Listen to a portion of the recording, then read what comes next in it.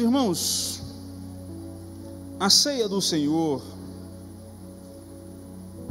a noite de Santa Ceia, é um dos atos mais sagrados e sublimes, se não o ato mais sagrado no corpo, no meio da igreja, celebrando Cristo Jesus. O ato da Santa Ceia não pode ser somente mais um culto no mês da igreja, na semana da igreja. A noite de Santa Ceia não pode ser caracterizada somente como um pequeno lanche do cristão. Foi falado hoje de manhã como ao longo das eras a igreja ou as pessoas foram desacreditando de cada coisa com o passar dos anos. E hoje nós estamos em um tempo onde muitos cristãos, por exemplo, não acreditam mais na volta de Cristo. E a celebração da Santa Ceia também é, por exemplo, a esperança, o ato da esperança do retorno de Cristo para buscar a sua igreja, no caso nós. E nós, muitas vezes, ou muitos de nós, menosprezamos o valor da Santa Ceia. Eu conheço pessoas que faltam muitas vezes, caso o seu time vá jogar, por exemplo, em um clássico lá no Barradão ou na Fonte Nova, e nada contra, eu sou torcedor também, mas não me cabe o entendimento de comparar a Santa Ceia. Mas é porque tem mês que vem de novo.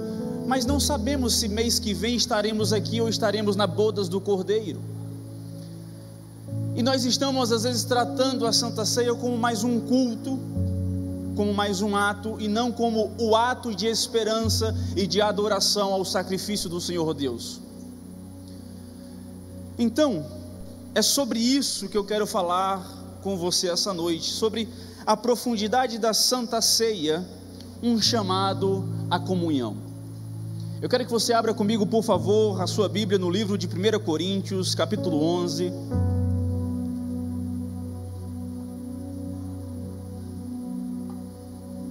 Primeira Coríntios, capítulo 11, versículo 23.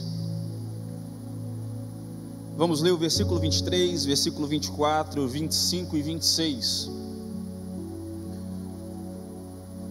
1 Coríntios, capítulo 11, carta de Paulo aos Coríntios. Quem tem dificuldade, pede ajuda ao irmão. Caso não queira, lá no início da Bíblia tem um índice, não se preocupe. Primeira carta de Paulo aos Coríntios, capítulo 11, todos acharam e digam amém. Quem não achou, diz misericórdia. Tem uns dois. Vamos aguardar mais um pouco. 1 Coríntios, capítulo 11, versículo 23.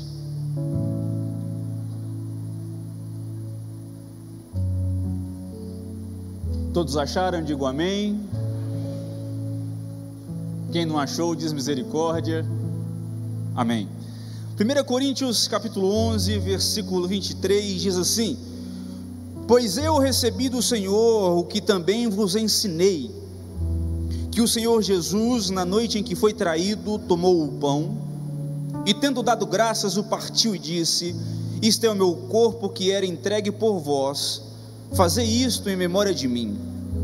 Semelhantemente, depois de cear, tomou o cálice, dizendo: Este cálice é a nova aliança no meu sangue, fazei isso todas as vezes que beberdes em memória de mim. Pois todas as vezes que comerdes este pão e beberdes este cálice, anunciais a morte do Senhor até que Ele venha. Amém? Pode sentar.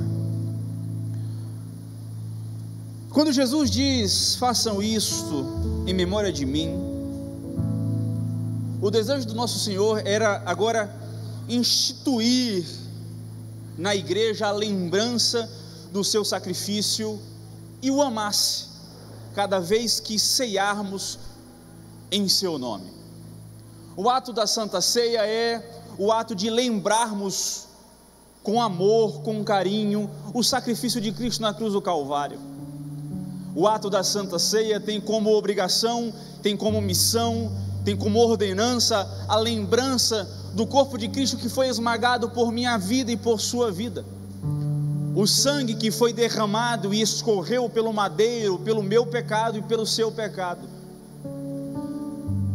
A noite de Santa Ceia é a noite de afinar, de refinar a nossa memória e lembrarmos que não somos merecedores de nada, mas a graça e a misericórdia do Senhor se entregou por minha vida e por sua vida.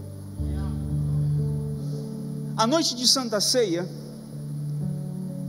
foi um momento onde Jesus instituiu um novo significado, uma nova aplicação para nossas vidas. Se tornou um memorial onde Jesus, através e mediante o Espírito Santo, por exemplo, se faz presente nesta noite ao nosso redor, em cada coração aqui. Veja, agora começando e entrando um pouco mais, prometo não me delongar para que o culto não fique muito longo. Precisamos compreender aqui o contexto histórico da última ceia. Na noite anterior à crucificação, Jesus celebra agora a Páscoa judaica com os seus discípulos. E nesse momento agora, onde a Páscoa tinha como objetivo comemorar a libertação dos judeus do Egito, Jesus está trazendo um novo significado, onde remota a libertação daqueles que serão libertos através do seu sacrifício. A Santa Ceia naquele momento estavam comemorando o passado, e agora a Santa Ceia comemora continuamente a libertação dos cativos da mão de Satanás. Em meu estudo hoje, ontem durante o dia inteiro, hoje durante o dia inteiro, eu estava tentando me perguntar se nós compreendemos quão belo é o ato da Santa Ceia. É literalmente lembrar daquilo que Jesus, quando Deus se faz carne, de maneira perfeita em sua condução, ele se faz maldição, ele leva sobre si todo o pecado de cada um de nós, não somente de nós, mas de todo o mundo, pagando um preço que não era dele, por pessoas que em sua completude não dão a ele aquilo que ele merece, mas ele em sua graça nos dá a liberdade ainda assim de escolher a ele ou não.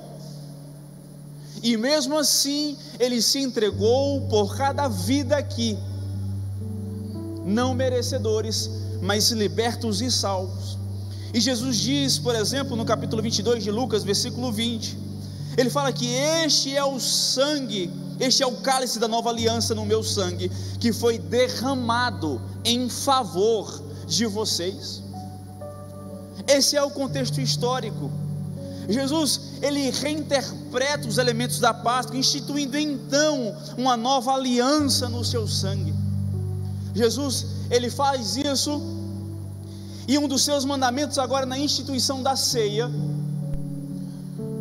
como ordem, é que façam isso em memória de mim.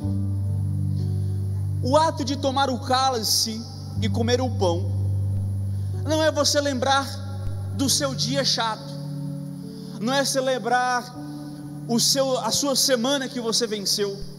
O ato da Santa Ceia é literalmente em sua completude, em seu ato completo, do início ao fim, o ato como pessoa e indivíduo, o ato como igreja e noiva do Cordeiro, é fazer isso em memória dele.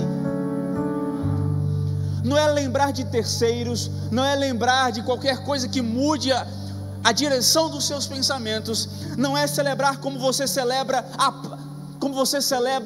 São João, a ceia de Natal com sua família, a Páscoa do chocolate, como você celebra o seu aniversário, é você celebrar o sacrifício contínuo de Jesus Cristo na cruz do Calvário.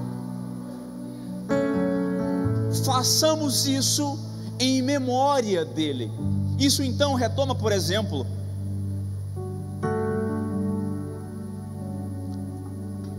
quais são os pensamentos que estão, por exemplo, agora em sua mente.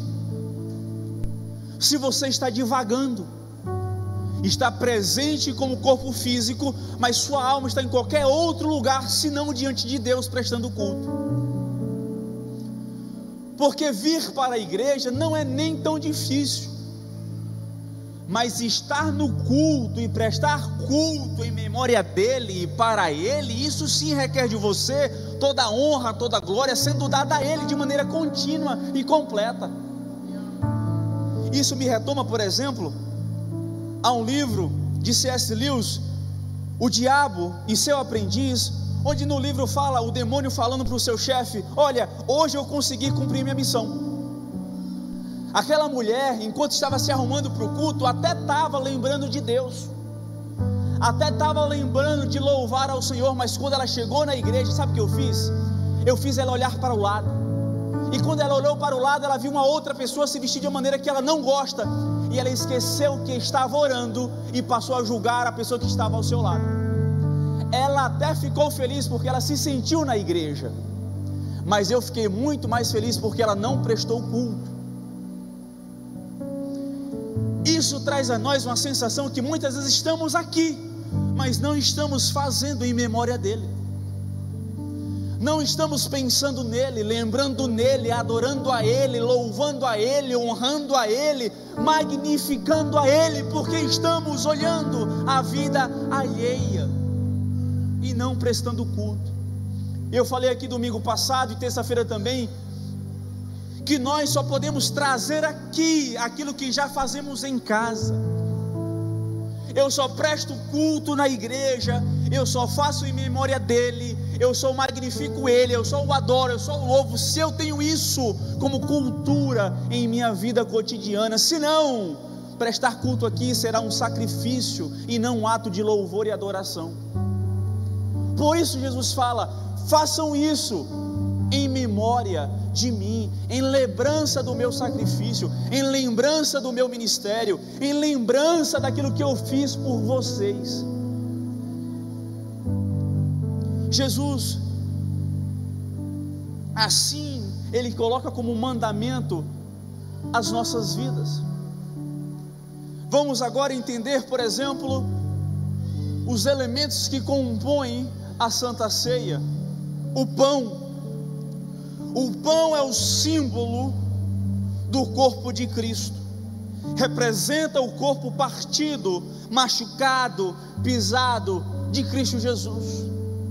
Mateus capítulo 26, versículo 26 diz: enquanto comiam, tomou Jesus um pão e abençoando-o, o partiu e o deu aos discípulos, dizendo: comai, comei, isto é o meu corpo. Não podemos banalizar o ato da Santa Ceia, porque por mais que seja, entre aspas, somente um pão, no ato do rito da Santa Ceia, no seio da igreja, representa de maneira eficaz o corpo de Cristo. Devemos entregar e entender o que significa isso que Jesus falou. O próprio Cristo fala que isso representa o seu corpo, e muitos de nós banalizamos o ato do pão, aquilo que representa um elemento na ceia do Senhor. O próprio pão, por exemplo, quando nós participamos do pão, Paulo diz em 1 Coríntios capítulo 10, versículo 17: porque nós, embora muitos, somos unicamente um pão, um só corpo, porque todos participamos de um único pão. O pão tem como simbolismo também a unidade da igreja. Por isso, o pão apesar de sermos muitos, somos um, porque o pão é um, o pão da vida, que é Cristo. Precisamos começar a compreender em nossa vida prática que o pão não é um pão único da Cristianismo Sem Fronteiras, mas todos somos um pão, um só corpo, e isso vai bater. Eu vou falar disso toda a vida que eu vou pregar com vocês. Nós somos um corpo, nós somos um pão, participando do pão da vida.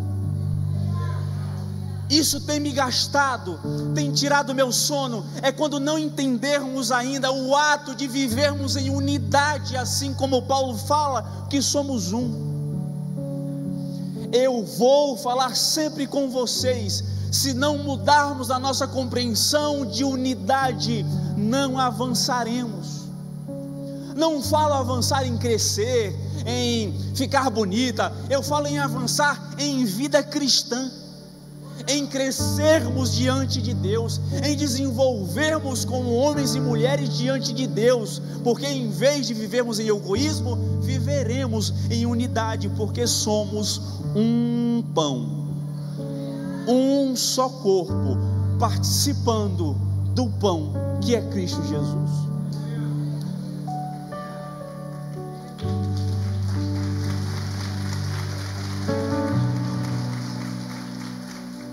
O ato do pão não deve ser meramente um ato de externalizar, mas o ato do pão é aquilo que nós somos ou deveríamos ser internamente, como uma unidade. O cálice, o vinho, é o símbolo do sangue da nova aliança em Cristo, que representa o sangue que foi derramado na cruz do Calvário. Se você puder, depois coloca no YouTube, ou procura o livro, não lembro agora, eu vou pesquisar e falo para vocês, mas no YouTube você vai encontrar uma fala, você coloca lá o médico falando sobre o sacrifício de Cristo na cruz, em termos científicos, para você compreender um pouco do que Jesus sofreu, enquanto derramava o seu sangue na cruz do Calvário. Mateus capítulo 26, versículo 27 e 28 diz: a seguir, tomou um cálice e tendo dado graças, o deu aos discípulos, dizendo: bebei dele todos, pois isto é o meu sangue, o sangue da nova aliança, derramado em favor de muitos, para a remissão de pecados.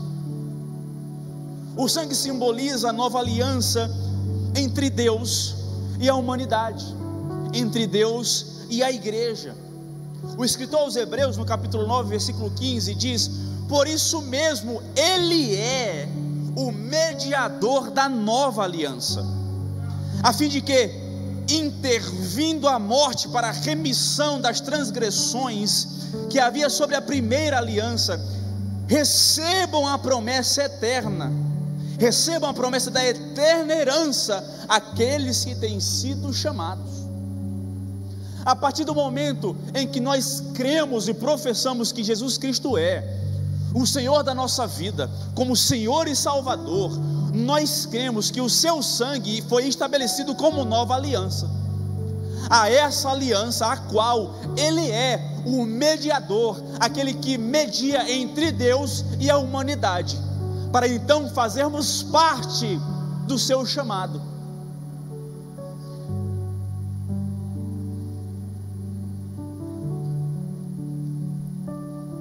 A nova aliança, a antiga aliança não dava certo, porque era da lei. A lei, ela julga os pecados. O pecado gera morte, por isso ela não deu certo. Agora, na nova aliança, quem julga não é a lei, mas é a graça. A graça olha para o pecado e diz: abomino. Mas ao pecador diz: eu quero, eu amo, eu quero junto de mim, e a esse eu chamo para estar comigo na eternidade, a qual a lei mata. E nós, muitas vezes, não identificamos o significado e o privilégio de vivermos na nova aliança. A nova aliança tem suas responsabilidades, mas ainda assim vale a pena, porque é a graça que nos sustenta. E, por exemplo, se estamos aqui hoje, é a graça. Se você está de olho aberto, se você está respirando, se o seu fio do cabelo cai, é a graça. Se nós fazemos parte da Santa Ceia, é a graça. Se eu estou pregando, é a graça. Se você está escutando, é a graça. Se você não está aqui, é a graça. Se você existe, é a graça. É o mediador Jesus Cristo entregando da sua graça para estarmos aqui na Santa Ceia. É a graça.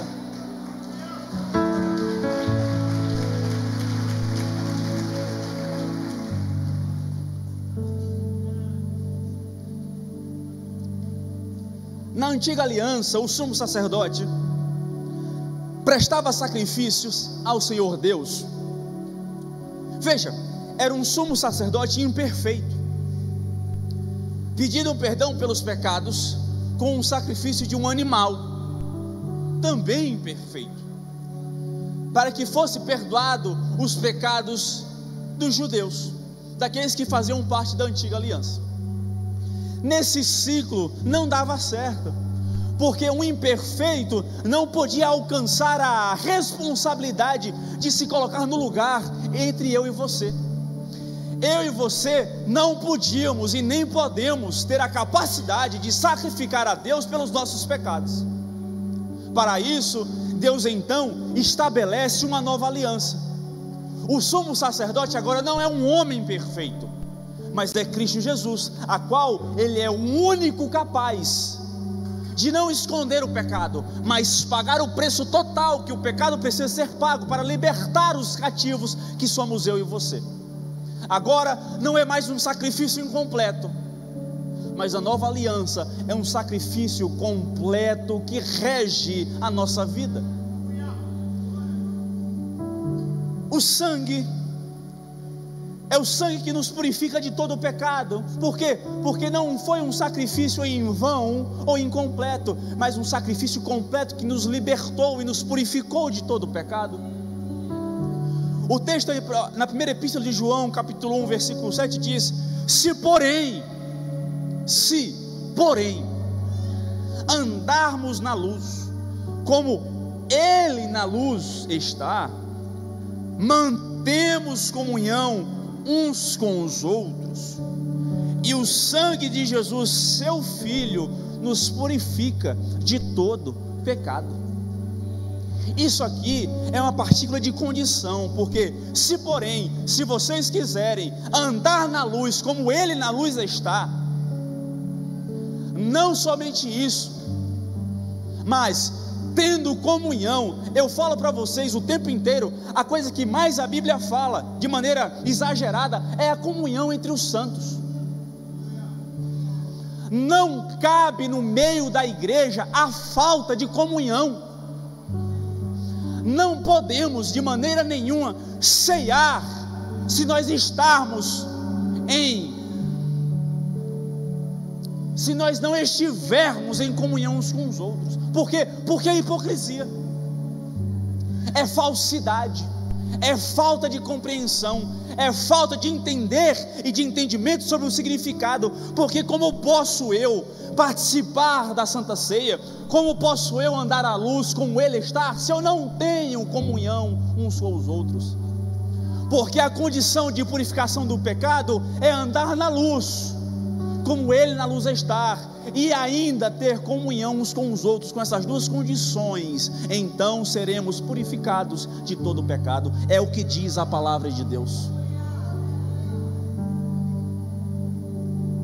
No dia em que tivermos o entendimento de viver segundo a palavra de maneira completa, eu creio em mudanças incríveis, extraordinárias na sua vida e na minha vida. Não podemos nos perder no dia a dia do mundo. Me arruma 2 papéis aí, só para eu secar minha cara aqui, Moriamo, que está pingando.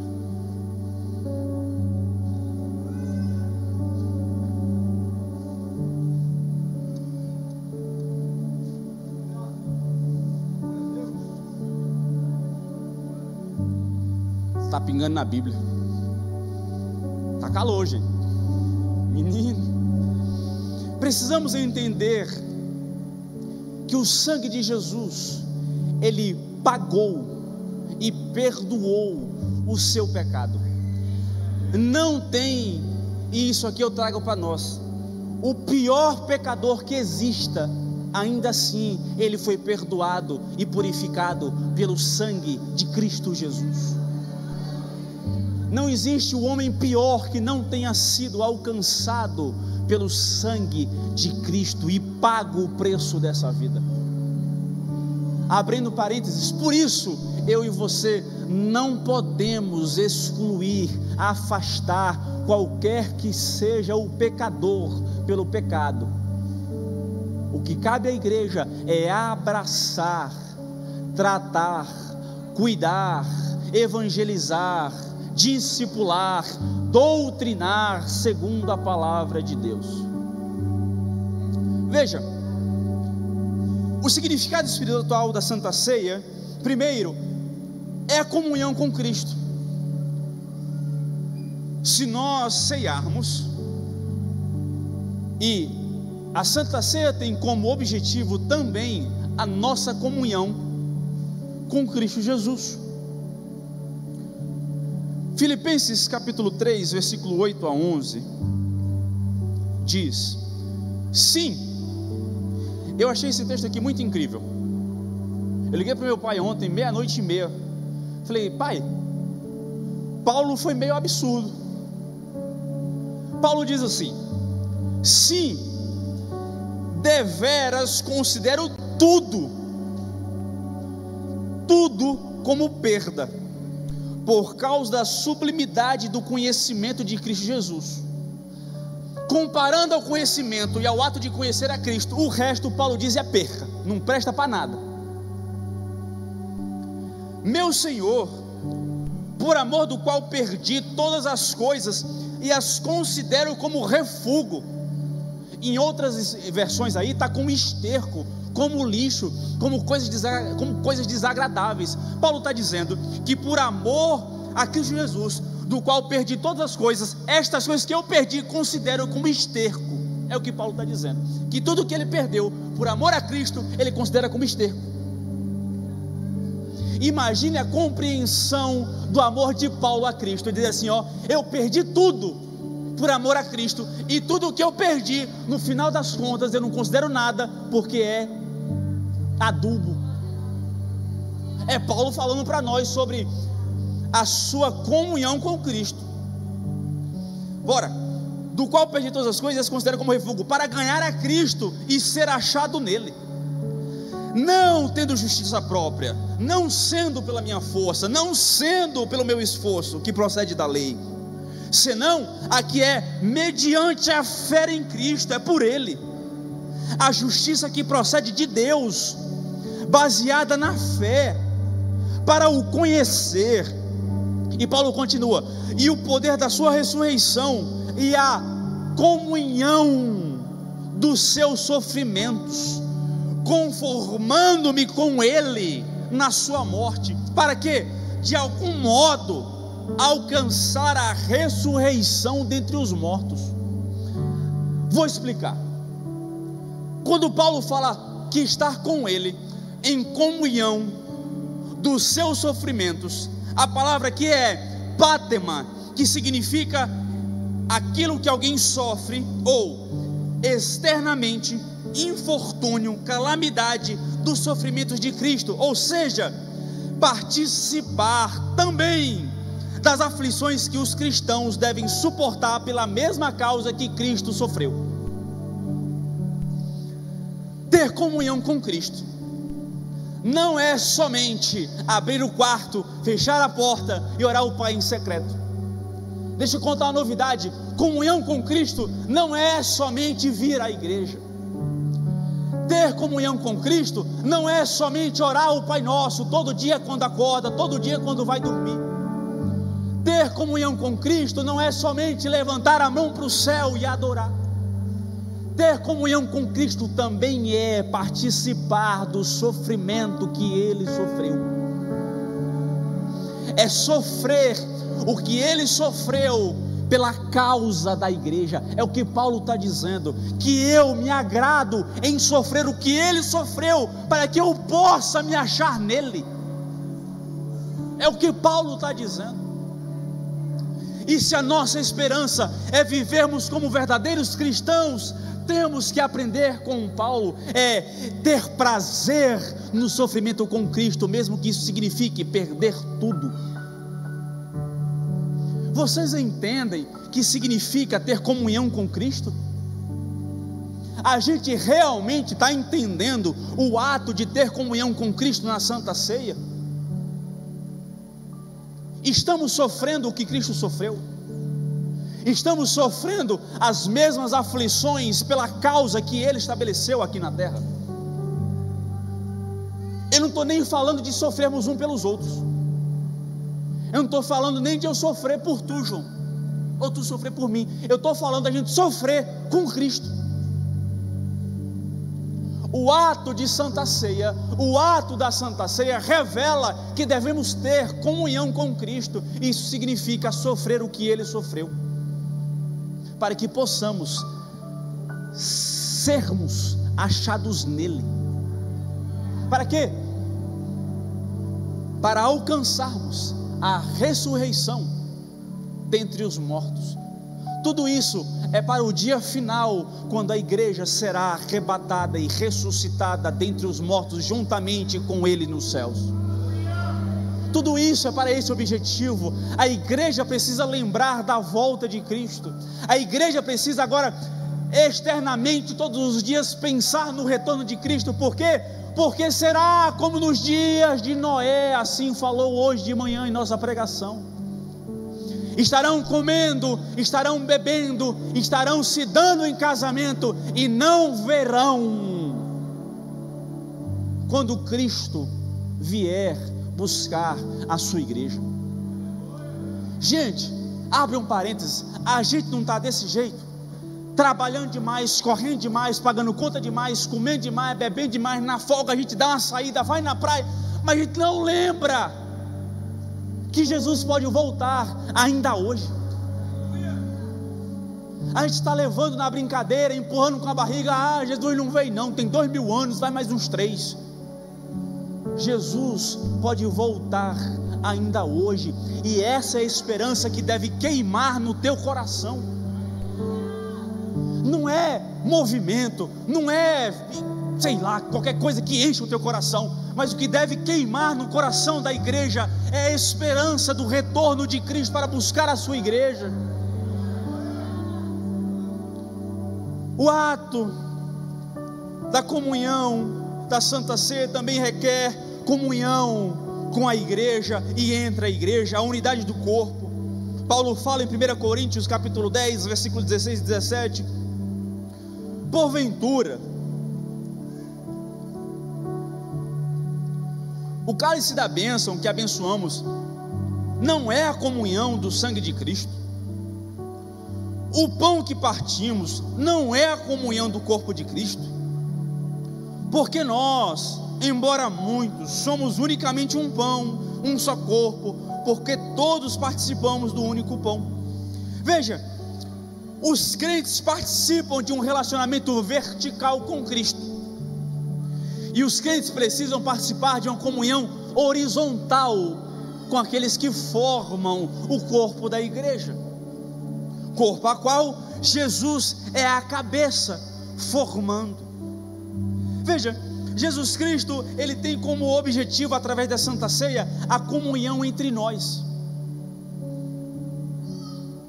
Nunca vai ser redundante o ato de falar sobre a comunhão entre nós.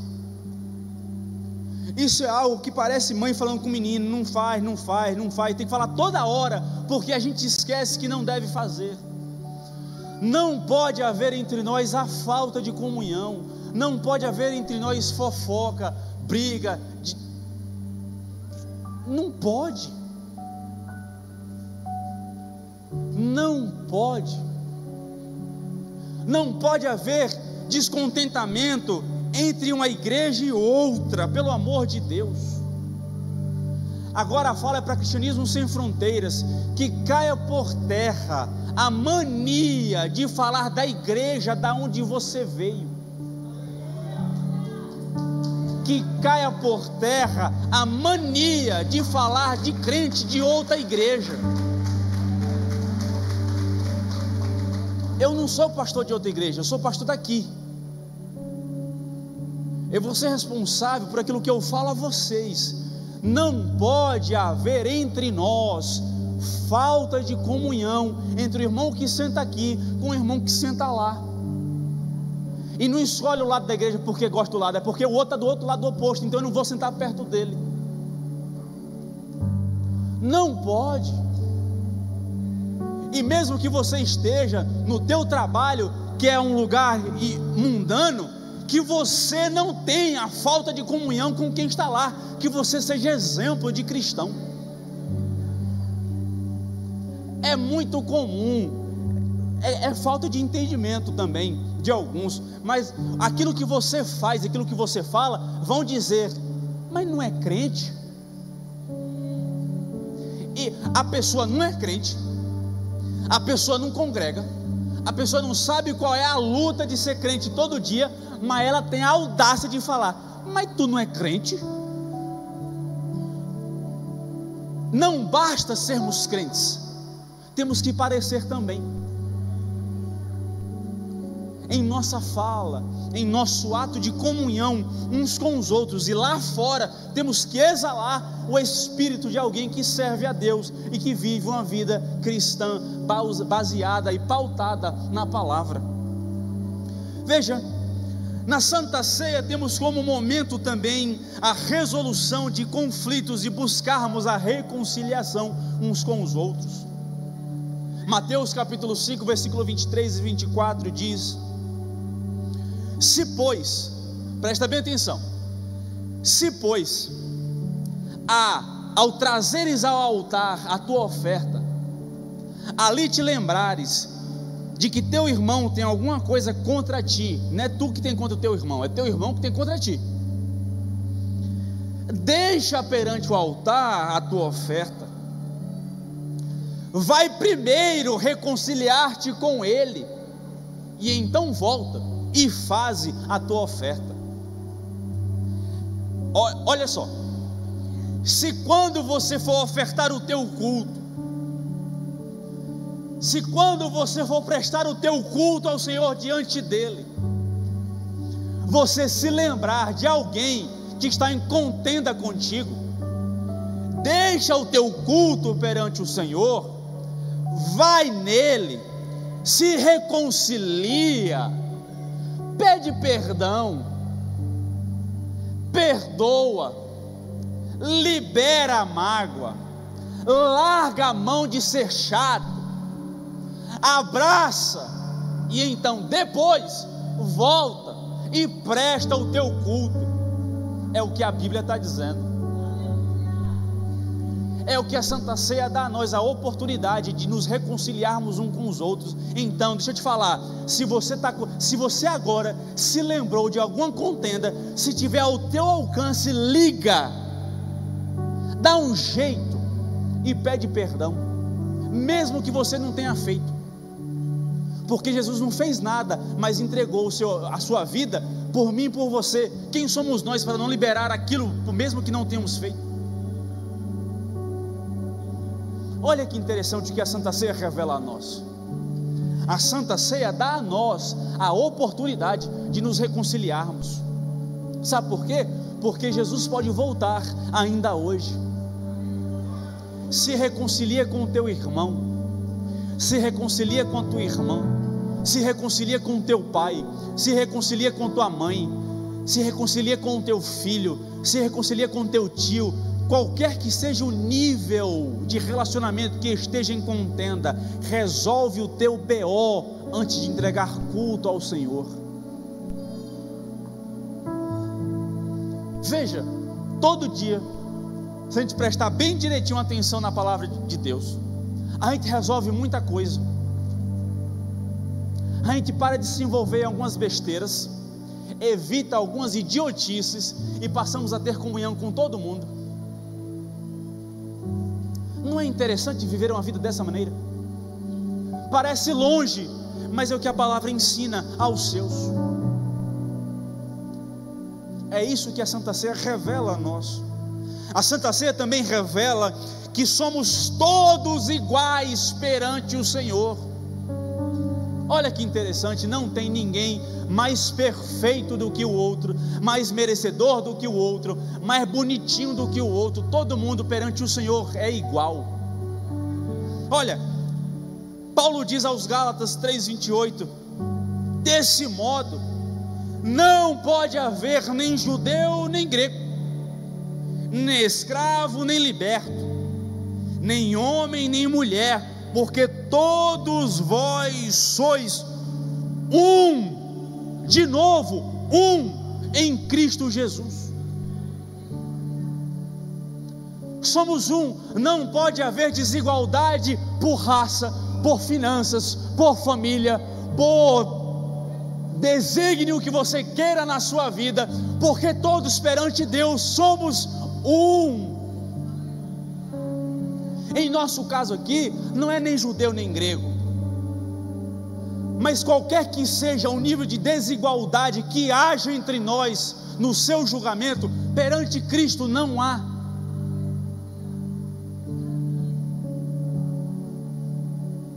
Para mim isso aqui está autoexplicativo.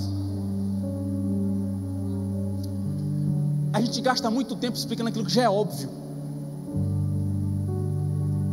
Não deve haver desigualdade no meio da igreja, e você como cristão lá fora não pode tratar como desigual o teu irmão, porque ele ainda não foi alcançado pelo amor de Cristo. Precisa recair sobre nós a responsabilidade de vivermos segundo a palavra de Deus, e a Santa Ceia dá a nós o entendimento que somos iguais perante Deus. Por quê? Porque todos pecaram. Todo mundo aqui pecou.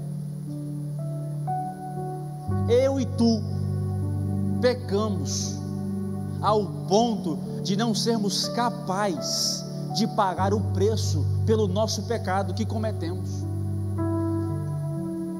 Agora imagine você andando dessa maneira, tratando o outro que é igual a tu como desigual. A Santa Ceia revela a nós a igualdade do seu corpo. Vamos seguir. Por último, em último lugar, e concluo,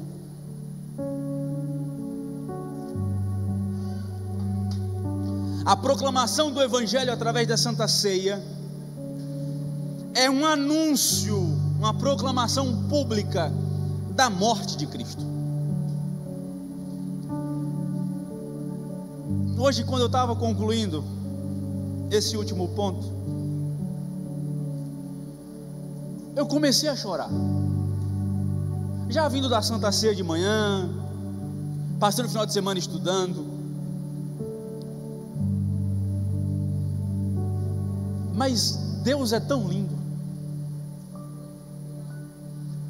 Jesus é tão magnífico e perfeito em sua bondade, que eu fico me perguntando às vezes o porquê. E hoje de manhã o pastor Josué falou, é só ler Gênesis, a história de Noé, que Deus quis acabar com tudo, Ele ia resetar, Ele ia destruir tudo, porque havia maldade no mundo, e Ele acha em Noé um homem justo e bondoso, e decide dar a Noé a chance de salvar a humanidade. Noé constrói um barco durante tantos anos, e vamos ver, e Noé constrói, e o ato da Santa Ceia nos dá a oportunidade de proclamarmos sobre a sua morte a humanidade que foi perdoada por Cristo. Jesus ele fala, porque todas as vezes que comerdes este pão e beberdes este cálice, anunciais a morte do Senhor até que Ele venha. Quando nós como igreja ceiamos ao Senhor, nós estamos anunciando ao mundo e proclamando a sua morte, a morte que pagou o pecado do mundo. Literalmente ensinando e proclamando que quando comem e bebem do copo, do pão, estamos proclamando a morte de Cristo. Veja, Paulo nos faz lembrar dos benefícios espirituais que vieram e que vêm continuamente através do ato do sacrifício de Jesus na cruz do Calvário. O ato de Cristo é um testemunho para o mundo daquilo que nós professamos, aquilo que você professa em sua fé, aquilo que você professa em seu coração, aquilo que você professa em sua mente, aquilo que você professa através da sua vida, é um testemunho na Santa Ceia daquilo que você acredita. É por isso que eu falei no início que muitos faltam à Santa Ceia banalizando, mas o ato da Santa Ceia é um testemunho público daquilo que nós acreditamos. Como eu posso menosprezar aquilo ao qual eu acredito com a minha vida, a não ser que não acredita? Como não acredito, banalizo, diminuo, menosprezo. O ato da Santa Ceia, pelo amor de Deus, não é beber água em Dayá, que você bebe Dias d'Ávila, fazer propaganda de outros também, né? Para não fazer só de um. O ato da Santa Ceia é uma proclamação pública daquilo que você acredita. Em outras palavras, se tiver com dúvida, se pergunte naquilo que você está professando a tua fé, porque talvez em Deus não seja. É por isso que não podemos banalizar, porque a Santa Ceia é o testemunho da nossa vida e da nossa profissão de fé. É uma proclamação da expectativa da vinda, do retorno de Jesus para buscar a sua igreja. Proclamamos a morte do Senhor até que Ele venha. Precisamos entender que os membros da igreja proclamam tanto a morte como a ressurreição. É crer na ressurreição de Cristo Jesus no terceiro dia após o Calvário. É interessante que em Mateus 26,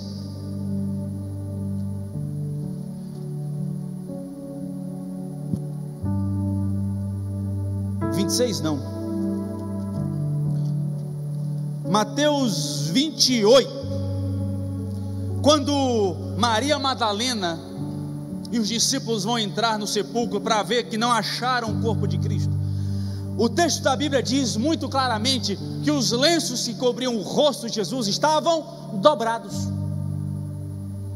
Interessante que é um detalhe que nós passamos de maneira às vezes despercebida, mas a cultura judaica diz que quando o judeu sentava-se à mesa, quando ele terminava de comer, ele pegava o pano e jogava de maneira desorganizada. Mas quando aquele que estava comendo tinha a intenção de continuar comendo ou de voltar a comer, ele dobrava o lenço que usava para limpar o seu rosto. Quando os discípulos entram no sepulcro e vê o lenço do rosto de Cristo dobrado, é uma proclamação de Jesus dizendo: eu ressuscitei, mas voltarei para cumprir aquilo que comecei. Jesus, ele não terminou a sua obra na primeira vinda. Ele deixou para a sua igreja um ato que proclama a sua volta, o seu retorno para buscar a noiva do Cordeiro. Precisamos entender que a Santa Ceia é a oportunidade de proclamar a volta de Cristo Jesus. Não podemos nos aquietar A igreja está se aquietando em sua proclamação. Está vindo, mas fica quieta. Está vindo, mas fica em silêncio. Está andando pelo mundo, mas está em silêncio. Isaías capítulo 62, 1 diz: por amor de Sião, não me calarei.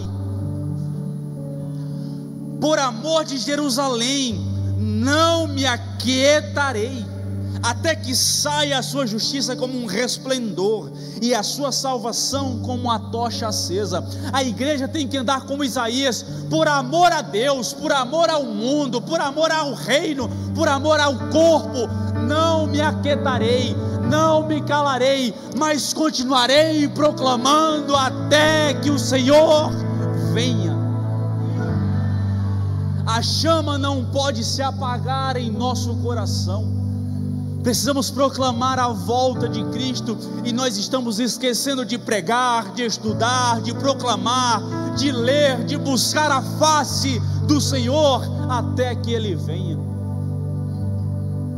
É interessante que tem uma música que às vezes a gente canta aqui, e nessa parte dessa música eu paro de cantar, porque a música fala que até que o Senhor venha, eu gastarei a minha vida.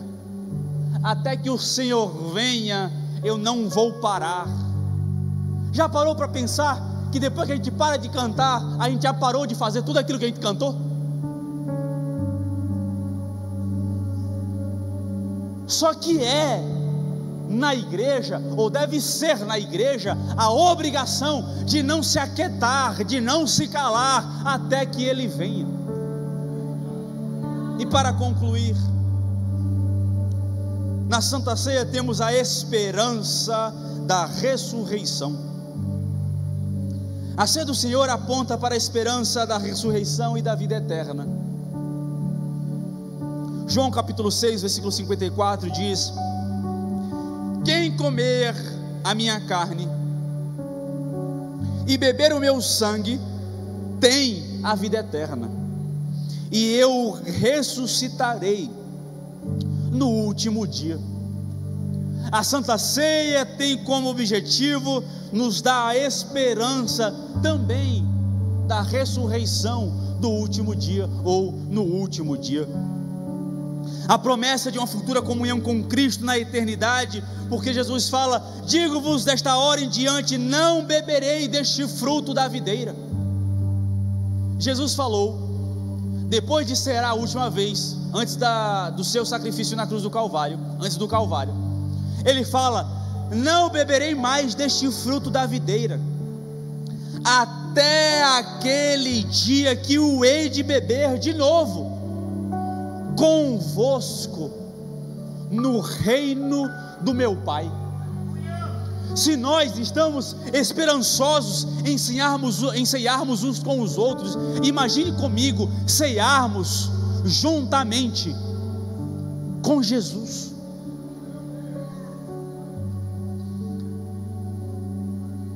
Jesus, Ele disse que Ele não beberia mais do fruto da vide. Imagine Jesus agora no céu, olhando para mim e para você, que temos a oportunidade de participarmos da Santa Ceia, e Ele está lá cumprindo a sua promessa: não beberei até aquele dia que eu estarei convosco no reino do meu Pai. Jesus é o mais desejoso em voltar para buscar a sua igreja, é quem mais quer buscar a sua noiva, é o noivo. Quem mais quer partilhar da comunhão com os santos é aquele que se sacrificou por eles. Quem mais quer beber do vinho e comer do pão é aquele ao qual o simbolismo representa. Ele há de esperar até o dia que hei de beber convosco no reino do meu Pai. Se coloque de pé. Vemos que a comunhão não só aponta para o passado daquilo que fez por nós Jesus Cristo, mas também aponta para aquilo que haveremos de viver, que é ter a Santa Ceia na presença do Pai. Apocalipse 19, Ministério ID já pode estar aqui, 6-8 diz: então ouvi uma voz de numerosa multidão, como de muitas águas e como de fortes trovões, dizendo: aleluia, pois reina o Senhor nosso Deus, o Todo-Poderoso.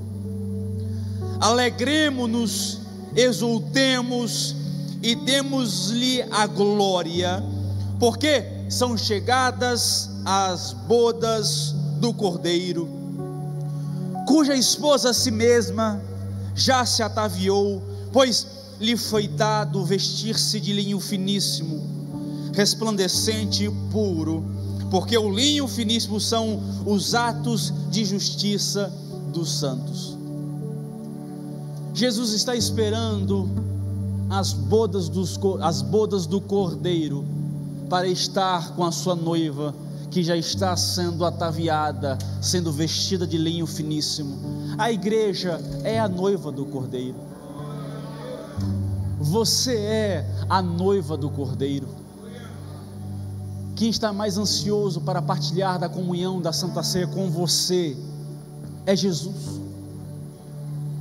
É Jesus.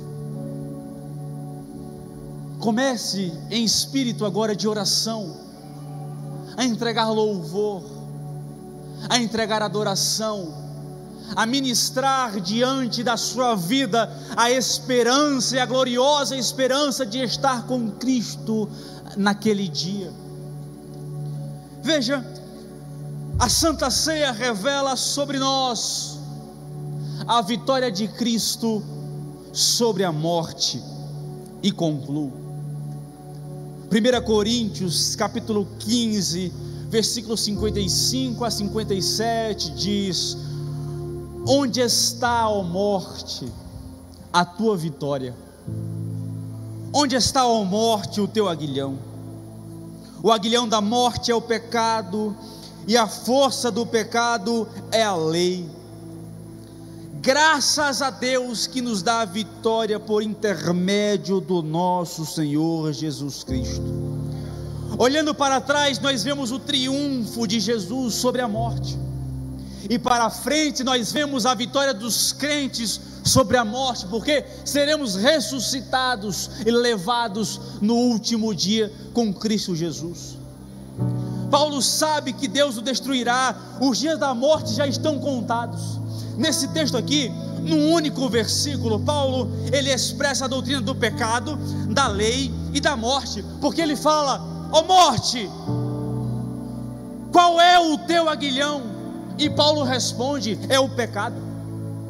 E qual é o pecado? Qual é o teu poder? Paulo responde: é a lei. E pecado, qual é a relação entre o pecado, a lei e a morte? O pecado é a causa da morte, e o conhecimento do pecado vem pela lei. Agora Paulo está dizendo: onde está, a morte, o teu aguilhão? Onde está? Porque não importa quão poderosa você já foi vencida por Jesus Cristo na cruz do Calvário. Ei, aplauda o Senhor e adore. A lei tem como função te julgar, a lei te julga, a lei olha para o teu coração e diz: imundo, pecadora. A lei nos coloca no sepulcro, a lei nos coloca na morte, mas a graça nos ressuscita, a graça nos reveste, a graça nos purifica, a graça nos liberta, a graça nos tira de todo o pecado. A graça nos liberta daquilo que não tínhamos poder para sermos libertos.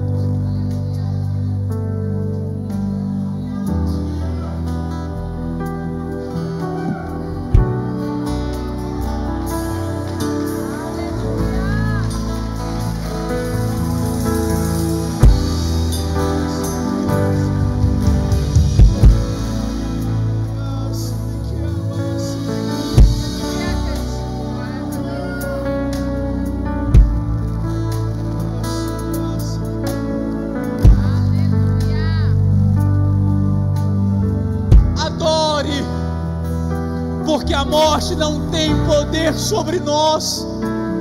Aquilo que o homem mais teme, que é a morte, Jesus está dizendo: eu venci a morte. Jesus está dizendo: não importa, haverá o dia que eu ressuscitarei. Por quê? Porque eu tenho poder sobre ela. Ei, deixa eu te falar e concluo, prometo. Apocalipse capítulo 1, versículo 17 e 18. Quando o vi, caí aos seus pés como morto. Porém ele pôs a mão sobre mim, a mão direita, dizendo: não temas, eu sou o primeiro e o último, e aquele que vive. Estive morto, mas eis que estou vivo pelos séculos dos séculos, e tenho as chaves da morte e do inferno.